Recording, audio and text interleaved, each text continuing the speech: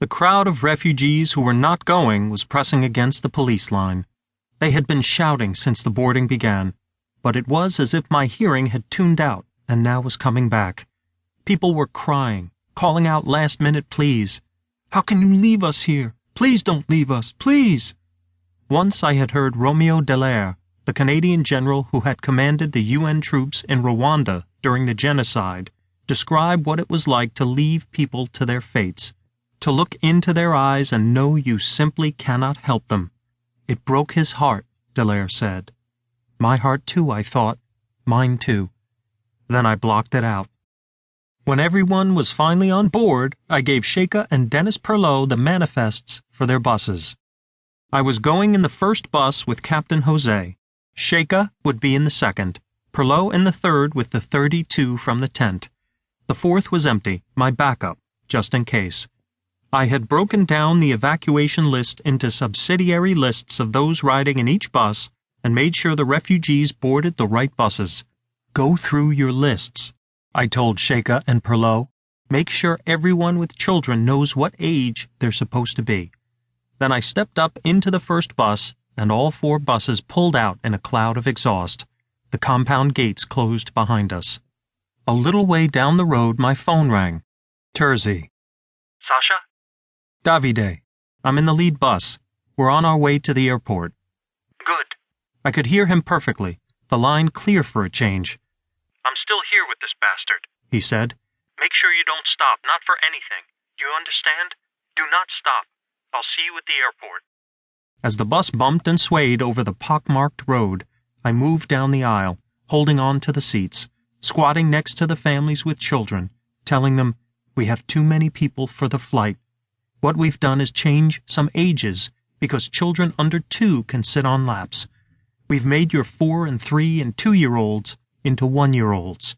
When you get on the plane, have them sit on your lap. If anyone asks you, you say they're 1-year-old. If anybody gives you any trouble, you tell them to talk to me or Sheikha. We have the list showing the ages. Do you understand? Good. A half hour later we drove through Njili Market, the place where Sheikha and Derthik had had a flat tire on one of their evacuations, where they had been a moment away from being overwhelmed by a lynch mob. The market was thronged with mid-morning shoppers. I imagined it all happening again, the guards out with their AKs, the mob howling for Tutsi blood. When we passed the market, I let out a deep exhale. I hadn't even realized I was holding my breath. Halfway down the aisle, a woman in a frayed red shirt gestured to me. I squatted down beside her. "Are we really getting out of here?" she asked. She was shaking all over. "Yes," I said. "We'll be at the airport soon. We're getting on a plane and flying to Cameroon."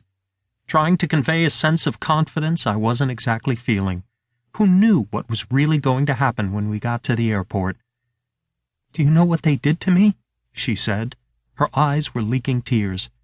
"Do you know what they did to me in prison?" She didn't have to tell me. I knew. I had heard too many stories already. At the airport, we snaked around the perimeter fence and found the gate open for us onto the tarmac. I could see the Cameroon Airjet, sitting by itself away from the terminal, the gangway stairs up against the plane's open door. We pulled up 50 yards from the plane, so near, I thought, but still so far. The bus doors opened, and I stepped down with Captain Joes and our guards into a little huddle of immigration agents, already waiting. To my right, I could see Sheikha and Perlot getting out of their buses. In front of me, between the bus and the plane, a double row of people were standing in what looked like a receiving line. I saw Barry from the embassy, UNHCR people, ICRC officers, officials from the Ministry of Human Rights, and others I didn't recognize, no doubt from NGOs and other embassies. Congolese soldiers were all over the place.